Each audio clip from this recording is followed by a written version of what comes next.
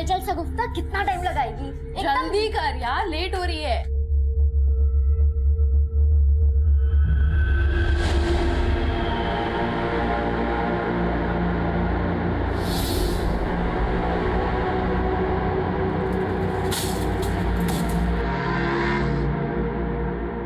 कोटला की pitch batting के लिए डिजाइन की गई है। हाई स्कोरिंग गेम है शगुफ्ता।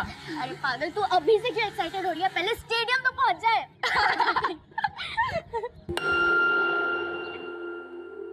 राधिका, आकांक्षा, यहाँ क्यों खड़े हो? चलो, देर हो रही है। तूने सुना हमने जो कहा? हाँ, तो क्या बोल रही थी? अरे हम ये कह रहे थे कि अपना ईयररिंग लगा ले। दोनों के साथ तो ना सुनने वाले को भी कान में रुई डालने की जरूरत पड़ती है, इसलिए मैंने अपना ईयररिंग निकाल दिया।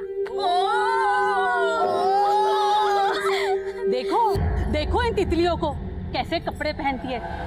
एक्सक्यूज मी, क्या कहा आपने? कान ना तेरे खराब है, मेरे नहीं। मेरे तो कान खराब है, पर आपकी जबान ही खराब है। एक मिनट। मेरी जबान खराब है, देखो। हाँ, क्या कर रही है तू? अगर हिम्मत है तो ऑन कैमरा बोल के दिखाइए, आखिर दुनिया भी तो देखे आपकी सोच कैसी है। कहाँ एक सेकंड आंटी, बोलो ना। अरे अब कैमरे पे बोल के जाइए ना। या तो आप सभी के सामने हमें सॉरी बोलेंगे, या ऑन कैमरा बोले कि आपकी सोच कितनी घटिया है। अरे शगुफ्ता, आप जाने दो ना, छोड़ो ना आप। अच्छा, तो आप भी ऐसा सोचते हैं जैसा लीना आंटी? नहीं नहीं, ऐसा कुछ नहीं है। क्या कर रही हो? सॉरी बोल दो वरना छोड़ेगी नहीं है। मैं और इन लोगों को सॉरी बोलूंगी? तुम पागल हो गए क्या? मतलब आप अग्री करती है अपनी सोच से? हाँ हाँ बताइए ना। हाँ हाँ, मैं एग्री करती हूँ, कुछ गलत नहीं कहा मैंने। जब 2 साल की बच्ची का रेप होता है तब वो भी क्या यही बोलती है, कम एंड रेप मी? 80 साल की बुजुर्ग तक को नहीं छोड़ा जाता है, वो भी क्या यही बोलती है, come and rape me?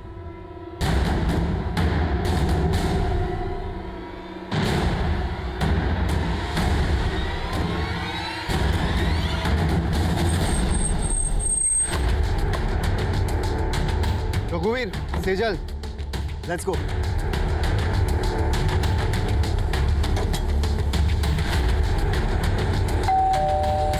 Mummy कहाँ चलेगी? मुझे जाना पड़ेगा।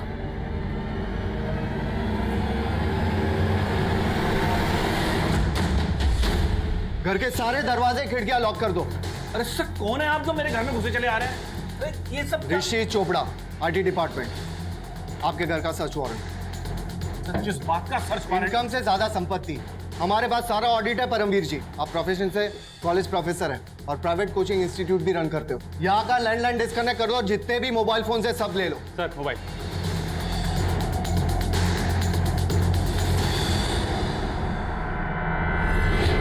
सर, आइए बैठ के बात कर लेते हैं, यही मामले को निपटा लेते हैं। जैसा आप कहोगे हम वैसे ही करेंगे। प्लीज, हम प्लीज बैठ के। मुझे रिश्वत देने की कोशिश कर रहे हैं आप? रघुवीर, सर, सर मैं तो नोट करो। सर मैं तो वैसे ही बोल रहा था। चुपचाप से बैठिए वहां पर। ये लो, कस्टडी में लो।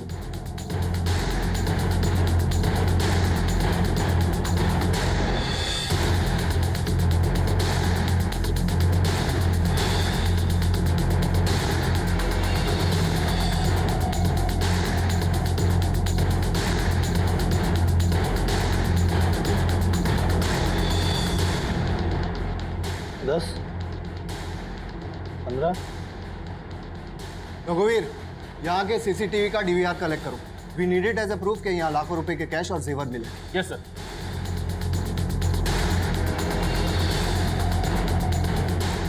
सर यहाँ पे साइन कीजिए प्लीज। सर प्लीज साइन कीजिए। कल सुबह 10 बजे आप मेरे ऑफिस पर रिपोर्ट करेंगे और भागने की कोशिश मत करना, आप पर नजर रखी जा रही है। All of you come.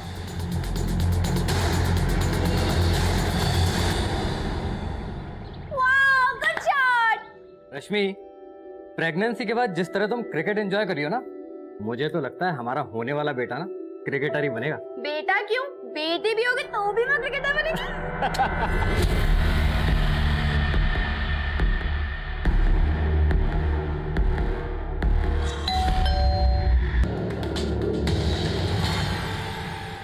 यार 2020 मैच तो मिस कर दिया, पर यहाँ भी कुछ कम चौके छक्के नहीं लग रहे हैं। क्या बात है यार, दबा के कमेंट्स आ रहे हैं। क्या लिखा है? This aunty is see. Leela aunty की ना लग चुकी है बिल्कुल सगुफ्ता। सीरियसली यार, जोश जोश में वीडियो तो वायरल कर दिया, पर देखना अम्मी गुस्सा करेगी।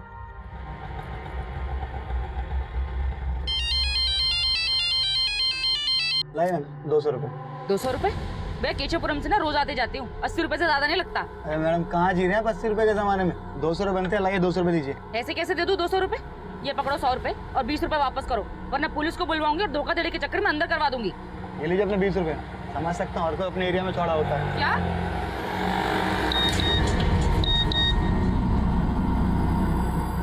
जब 2 साल की बच्ची का रेप होता है तब वो भी क्या यही बोलती है कम एंड रेप मी? 80 साल की बुजुर्ग तक को नहीं छोड़ा जाता है। कहीं मुंह दिखाने लायक छोड़ा नहीं तुमने। यार जरूरत थी ऐसा मोबाइल में बोलने की? ये सब आपकी गलती है, आप ही हो जड़ इस सब की। अच्छा गलती करो तुम और जड़ मैं।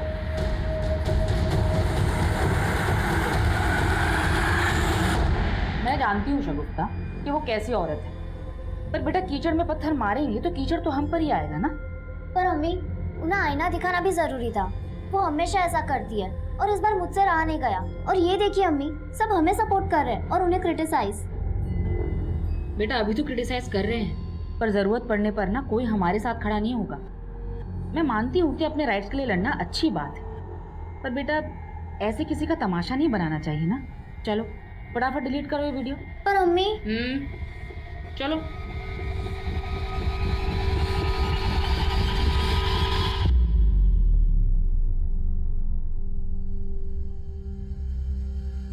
ये तो कल्पेश ठाकुर के घर की तरफ गए थे। बेडरूम के गद्दे का फटा हुआ मिलना और यहाँ घर के बाहर जो गाड़ी है उस पर इनकम टैक्स डिपार्टमेंट भारत सरकार लिखा हुआ है। सर कहीं आईटी रेड का चक्कर तो नहीं? गुप्ता घर में मर्डर्स भी हुए हैं, हमें इस चक्कर को बहुत अच्छे से समझना होगा। ये देखो गाड़ी का नंबर दिख रहा है, वेरीफाई करो कि ये गाड़ी क्या वाकई में आयकर विभाग की। सर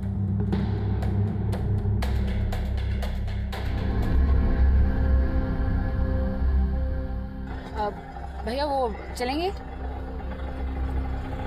अरे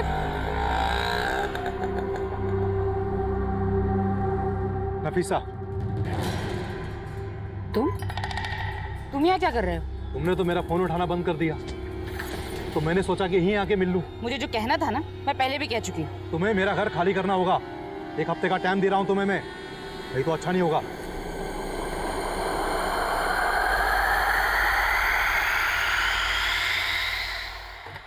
मैं कम सर? यस कम इन। सर मैंने गाड़ी के उस नंबर को वेरीफाई किया, नंबर फेक है। मतलब क्लियर हो गया है कि क्रिमिनल गवर्नमेंट ऑफिसर बनकर आए और उन्होंने मर्डर और लूट को अंजाम दिया। मैं कम इन सर? कम इन। सर कल्पेश की कंपनी ठाकुर कंस्ट्रक्शन के मैनेजर विक्रांत सिंह को बुला लिया है। विक्रांत, किसी पर शक है आपको जो कल्पेश ठाकुर और उनकी पत्नी को मार सके? किसी के साथ उनकी कोई दुश्मनी वगैरह? सर मुझे तो ऐसा कभी कुछ लगा नहीं, मैं तो खुद हैरान हूँ इस सबसे। क्रिमिनल्स इस गाड़ी से कल्पेश ठाकुर के घर गए थे, कुछ अंदाजा है कौन गया होगा इससे? नहीं सर। कल्पेश के घर से सिर्फ कैश ही नहीं लूटा गया है, बल्कि उनके बेड का गद्दा भी फटा हुआ मिला है। क्या वो अपने गद्दे में कुछ पैसा वैसा छुपा के रखते थे? आई मीन ब्लैक मनी वगैरह? सर ये मैं कैसे कह सकता हूँ? मैनेजर थे आप कल्पेश के, उसके इनकम के बारे में अच्छे से पता होगा और ये भी पता होगा कि कितने पैसे को फेयर दिखाना है और कितने को ब्लैक मनी। सर ये मैं कैसे? अगर कुछ भी छुपाया ना हमसे तो बाद में भारी पड़ सकता है। सर आप सही कह रहे हैं, कल्पेश सर टैक्स की काफ़ी चोरी किया करते थे, बहुत ज़्यादा ब्लैक मनी थी उनके पास में, लेकिन सर वो थे बहुत जुगाड़ू, ले दे के कैसे भी एडजस्ट कर लिया करते थे। पहुंचा देना अनिल जी के। सर टैक्स की चोरी तो सभी करते हैं, लेकिन वो हद से ज़्यादा करप्ट थे और इसीलिए मैं उनकी जॉब छोड़ने वाला था। 5 साल से वहाँ काम कर रहे थे और मर्डर होते ही जॉब भी छोड़ने लगे। लेकिन सर समझ रहा हूँ मैं क्या कहना चाह रहे हो। अब हमें ये बताओ कि कल्पेश की फैमिली में कौन कौन है? सर उनके एक बड़े भाई हैं, लेकिन वो कनाडा में रहते हैं, और हाँ रश्मि भाभी की माँ भी हैं जो इंदौर में रहती हैं। शर्मा डिटेल्स ले लो। सर आइए।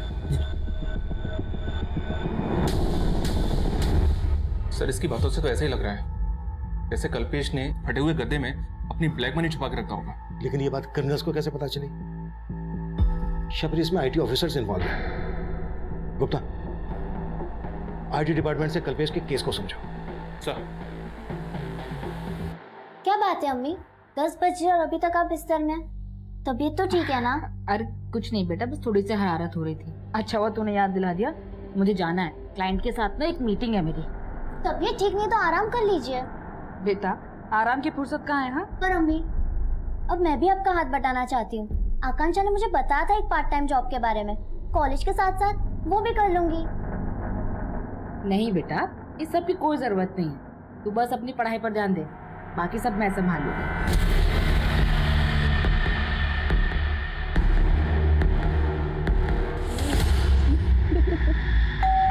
मैं देखती हूँ। देखती हूँ मैं। इस इल्लीगल लेन देन की वजह से डिपार्टमेंट में कोई झगड़ा? आप कहना क्या चाहते हैं ऑफिसर? मेरे डिपार्टमेंट में ऐसा कुछ भी नहीं होता है। तो हो सकता है कि आपके डिपार्टमेंट से इन्फॉर्मेशन लीक हुई कि आप कल्पेश के घर पे रेड मारने वाले हैं और इसी बात का उन क्रिमिनल्स ने फायदा उठा के ये कांड कर दिया। ये सब बातें बहुत ही कॉन्फिडेंशियल होती हैं officer, and I am sure कि मेरे डिपार्टमेंट से ऐसा कुछ लीक हो ही नहीं सकता।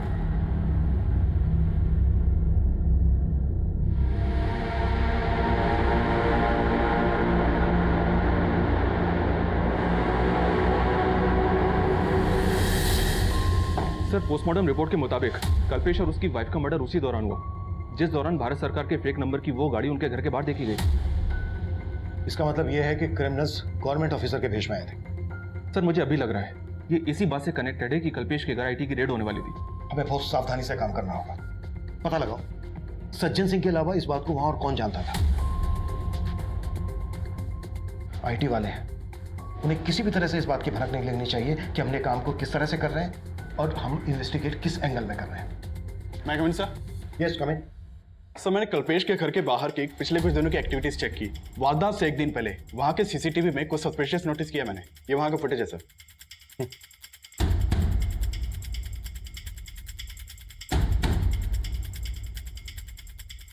और जब मैंने कल्पेश की मेड से इस आदमी के बारे में पूछा तो वो बोली, सब मुझे पता नहीं ये कौन है। लेकिन ये आदमी आपको देख के वापस जाने लगा। आपको कुछ अजीब नहीं लगा? तब लगा था, लेकिन मैंने इतना ध्यान नहीं दिया। सर, ये आदमी क्राइम से एक दिन पहले घर के बाहर देखा गया। क्या ये वाकई में पॉसिबल है कि ये आदमी उन क्रिमिनल से कनेक्टेड होगा? अब तक हम इस केस को सिर्फ आईटी से कनेक्ट कर रहे हैं। ये भी तो हो सकता है कि कल्पेश ठाकुर की मेड को ये पता हो कि कल्पेश ठाकुर के साथ घर में बहुत सारा पैसा है और वो हो सकता है इस आदमी को जानती हो। मेड बोल रही है कि वो सिर्फ 6 महीने से वहाँ काम कर रही थी। सोचने वाली बात यह है कि जिस आदमी के घर पे इतना सारा पैसा है वो अपने घर की डुप्लीकेट चाबी अपनी मेड को क्यों देगा?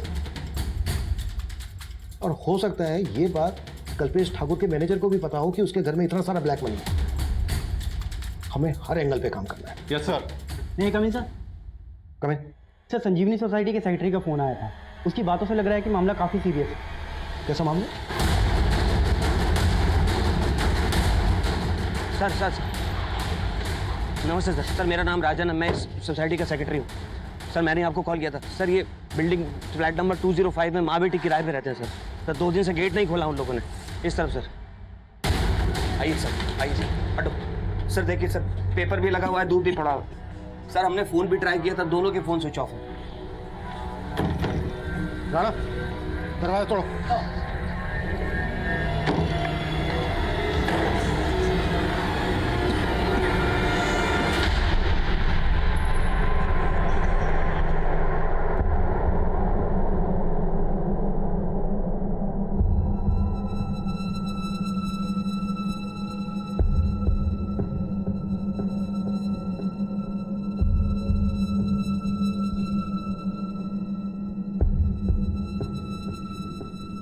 गुप्ता सर, बहुत ही ब्रूटल मर्डर है। ऐसा लग रहा है किसी ने गहरी दुश्मनी निकाली है इनसे। घर में लूट के भी सहने सर। कल्पेश ठाकुर और उसकी बीवी के मर्डर के जैसा एमओ लग रहा है। सेक्रेटरी बता रहा था कि ये दोनों माँ बेटी यहाँ रेंट पर रहती थी। कल्पेश ठाकुर की बीवी रश्मि की बॉडी पर ज्वेलरी थी। इनकी बॉडी पर ज्वेलरी नहीं है। देखो, कानों पर ब्लड है, कानों से भी ज्वेलरी खींची गई है, उंगलियों से अंगूठी निकाल दी गई है। फिर भी इन दोनों माँ बेटे का प्रोफाइल पता करो और बिल्डिंग के सीसीटीवी से चेक करो कि यहाँ पर भी भारत सरकार की वो गाड़ी देखी गई है क्या। सर, सर, ये लेडी का नाम नफीसा है और ये एक लॉयर थी सर। और उनकी बेटी वो शगुफ्ता, वो यहीं कॉलेज में पढ़ते हैं। तकरीबन 1.5 साल से ये लोग यहाँ रह रहे थे। और शगुफ्ता के फादर? सर, वैसे उनको कहीं देखा नहीं, शायद वो विडो थी। फ्लैट का मालिक कौन है? सर, मंजीत सिंह, ये संत नगर में रहते हैं। मंजीत का नंबर ले लो इनसे। और किस किस का आना जाना था यहाँ? सर, शगुफ्ता की 2 फ्रेंड्स हैं, आकांक्षा और राधिका।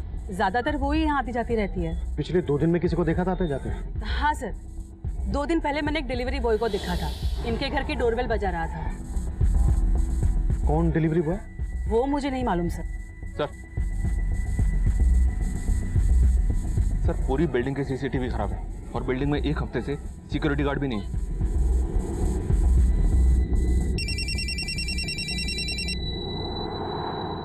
हेलो, मंजीत सिंह। जी हाँ, आप कौन?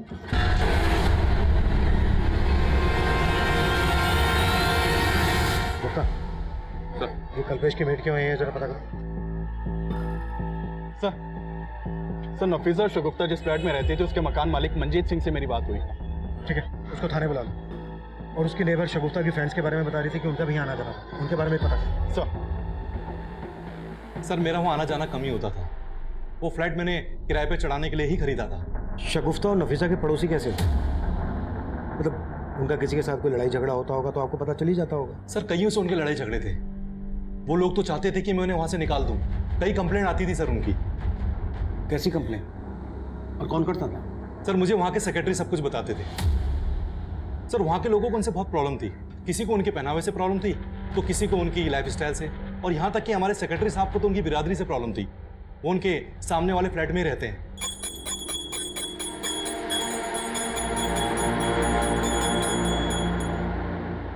ये लोग कैसे हैं, क्या खाते हैं? जानू बना रखी जगह। अगर ये मांस मच्छी खानी है ना तो अपने घर में खाओ, ये कचरा गंदगी यहाँ नहीं चलेगा। 1 मिनट अंकल। क्या 1 मिनट? एक तो इतना साउंड बढ़ा रखा है कि पूरी सोसाइटी बहरी हो जाए। सॉरी अंकल, मैंने ईयररिंग नहीं लगा रखा था। What sorry? ये तमाशा बंद करो मुझे। ये कचरा कौन उठाएगा, तुम या तुम्हारी माँ? तमीज से बात कीजिए अंकल। अब तमीज तो तुम्हें मैं सिखाऊंगा तुम्हारे ही अंदाज में। करता हूँ तुम्हारे लैंडलॉर्ड को फोन और निकलवाता हूँ तुम माँ बेटी को यहाँ से बाहर। तू देख। हाँ राजन भैया। मंजीत भाई, हमारी बिरादरी वाले होकर आपने ये किसको किराए पे घर दे दिया अपना? आप इनको बाहर निकालो अभी के अभी। हमारी बिरादरी वाले किराएदार नहीं मिल रहे आपको क्या? सर ये आए दिन की टेंशन थी, पर मैं उन्हें ऐसे कैसे निकाल सकता था? सर मैं तो इन सब बातों को मानता भी नहीं हूँ। साहब, मैं उस बिल्डिंग में और आसपास की बिल्डिंग में कई फ्लैट्स में काम करती हूँ। शगुफ्ता और नफीसा के यहाँ भी काम करती हो? नहीं साहब, मैं उनको जानती तक नहीं। तो उनकी बिल्डिंग में किसके यहाँ काम करती हो? मैं लीना मैडम के यहाँ काम करती हूँ, जो 3रे माले पे रहती है। पर ये तो तुम्हें पता ही होगा ना कि तुम्हारे कल्पेश सेठ के घर में कितना पैसा था। कहीं इस बारे में उन क्रिमिनल्स को तुमने तो नहीं बताया था? नहीं साहब, मैं पहले ही बता चुकी है। आप मुझ पे बेकार में शक कर रहे हैं। सर मैंने संजीवनी बिल्डिंग के पास वाली बिल्डिंग के सीसीटीवी फुटेज भी चेक किए, लेकिन भारत सरकार के टैग वाली ऐसी कोई भी गाड़ी नहीं दिखाई दी जैसी कल्पेश के घर के बाहर देखी गई थी। और शगुफ्ता की माँ नफीसा भी एक मामूली लॉयर थी, किराए के फ्लैट में रहती थी, उसकी ज्यादा इनकम भी नहीं थी। सर माना दोनों केस सेम एरिया के हैं, लेकिन हो सकता है कि कल्पेश के मर्डर का एमओ इस्तेमाल करके नफीसा और शगुफ्ता दोनों को मारा गया हो। कल्पेश की मेड दोनों केसेस में कॉमन है। लेकिन सर मेड के खिलाफ तो फिलहाल कुछ नहीं मिला, और न ही कल्पेश के मैनेजर विक्रांत के खिलाफ। आईटी डिपार्टमेंट से कोई इन्फॉर्मेशन? तो हमारे इन्फॉर्मर वहां भी लगे हुए हैं।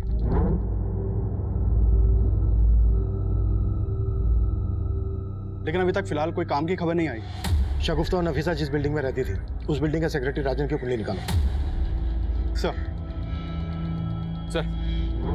एक बहुत चौंकाने वाली बात पता चली है। ये शगुफ्ता और नफीसा जिस फ्लैट में किराए पे रहती थी, 2 साल पहले उसी फ्लैट में ये मनीष गर्ग और उसकी बीवी संजना गर्ग रहते थे। और सर 2 साल पहले इन दोनों का भी उसी फ्लैट में मर्डर हुआ था। हत्या के साथ साथ लूट भी की गई थी। 2 साल पहले ये इलाका मंगोलपुरी थाना के एरिया में आता था ना? जी हाँ सर, ये इन्फॉर्मेशन मुझे वहीं से मिली है। मनीष और संजना का मर्डर किसने किया था? सर ये केस किसी नतीजे तक नहीं पहुंचा था, काफी टाइम तक बैकलॉग में था। लेकिन मर्डर के 6 महीने के बाद मनीष के भाई ने वो फ्लैट मंजीत को बेच दिया था। और सर 2 साल पहले उस बिल्डिंग का सेक्रेटरी ये राजन भार्गव ही था। उस केस में भी पुलिस को राजन के ऊपर ही शक था, क्योंकि राजन का मनीष और संजना के साथ काफी झगड़ा हुआ था। और मंजीत बोल रहा था कि ये राजन शगुफ्ता और नफीसा को इस बिल्डिंग से निकलवाना चाहता था। राजन को लेकर आओ। सर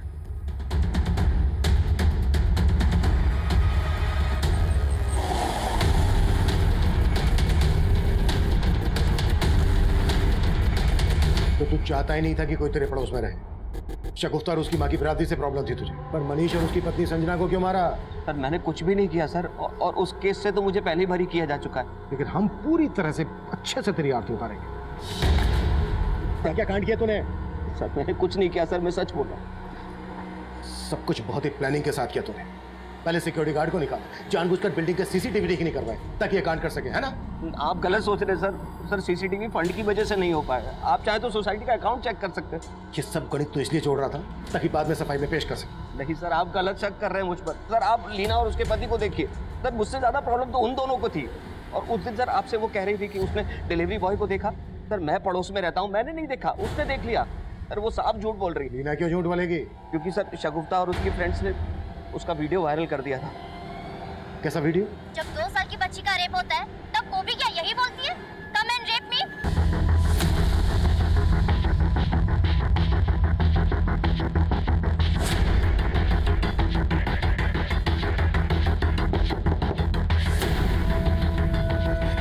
सर मैं मानती हूँ कि मैंने उनकी ड्रेसिंग पे कमेंट किया था।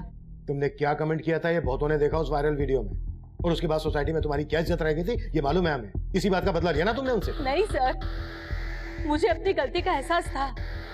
मैं तो शगुफ्ता और उसके दोस्तों से माफी तक मांगने गई थी। सर उन्होंने माफी तो जरूर मांगी थी, लेकिन वो सब दिखावा था।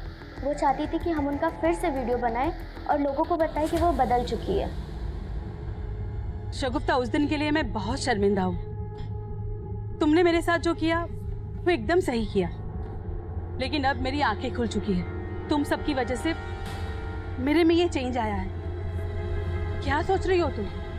क्या तुम्हें अब भी मेरी बात झूठी लग रही है? नहीं आंटी, इट्स फाइन कि आपको आपकी गलती का एहसास हुआ। पर ये तुम्हें दुनिया को भी बताना चाहिए ना। अब तुम मेरा वीडियो नहीं बनाओगी? नो आंटी, क्योंकि मैं जानती हूँ हाथी के दांत खाने के और दिखाने के अलग होते हैं। सर प्रॉब्लम सिर्फ लीना आंटी में नहीं थी, उनके हस्बैंड भी कोई कम नहीं है। लीना के हस्बैंड ने क्या किया था? सर वो बेवजह शगुफ्ता में इंटरेस्ट दिखा रहा था। वो परेशान हो चुकी थी पर कुछ बोल नहीं पा रही थी। यार इतने अच्छे हाय शगुफ्ता। शगुफ्ता कैसा चल रहा तुम्हारा कॉलेज? अच्छा चल रहा है uncle. Don't call me uncle. अरे माना कि मैं शादीशुदा हूँ, लेकिन तुमसे इतना बड़ा भी नहीं कि तुम मुझे अंकल बोलो। ठीक है, नहीं बोलूंगी। Okay take care. ये तेरे में कुछ ज्यादा इंटरेस्ट नहीं दिखा रहा है। पर तेरा क्या इरादा है?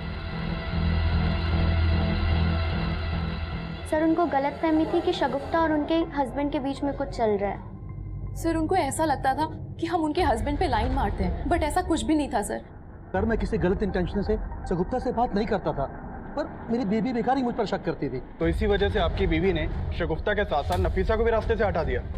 सर मैं सच कह रही हूँ, मैंने कुछ नहीं किया। सर मैंने आपको बताया ना कि उस दिन वहाँ एक डिलीवरी बॉय आया था और शगुफ्ता के घर की डोरबेल बजा रहा था।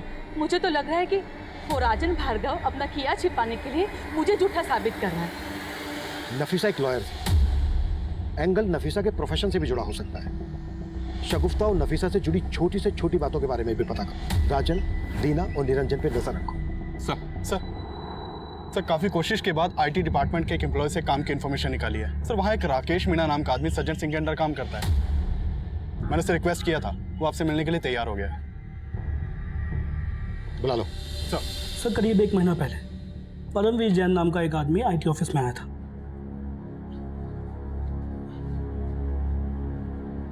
Excuse me sir. सर ऋषि चोपड़ा जी से मिलना था। 10 बजे का टाइम दिया था मिलने के लिए। Rishi Chopra? Rishi Chopra, IT department. Excuse sir. क्या हुआ? सर वो आईटी इंस्पेक्टर ऋषि चोपड़ा जी ने सम्मन दिया था और कहा था कि कल 10 बजे ऑफिस में आकर मिले। ऋषि चोपड़ा? जी सर। मगर इस नाम का कोई ऑफिसर यहाँ काम नहीं करता। सर उनके अंडर में रघुवीर सिंह, सेजल गुप्ता और अतुल शर्मा थे। वो कल मेरे घर आए थे। मगर इन नामों के कोई ऑफिसर हमारे यहाँ काम नहीं करते। क्या? सॉरी सर, मुझे लगता है कि मुझे कुछ गलतफहमी होगी है। मैं चलता हूँ। रुको 1 मिनट। तुम्हें सम्मन मिला था, इसका मतलब कल तुम्हें